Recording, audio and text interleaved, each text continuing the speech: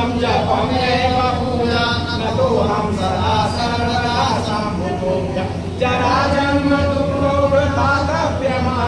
प्रभो पाहि आपन्नमामि शम्भो प्रभो पाहि ज्ञान गोतीतमीशं गिरीशं करालं महाकाव्यकालं कृपालं गुणागार संसार सारं नतोऽहं तुषारादिसङ्काशगौरं गम्भीरं मनोभूतकोटिप्रभासितशरीरं स्वर्णमौलिकल्लोलिनी चारुगङ्गा दशरथपादवालेन्दुकण्ठे भुजङ्गा चलत्कुण्डलं भ्रूसुनेत्रं विशालं प्रसन्नाननं नीलकण्ठं दयालं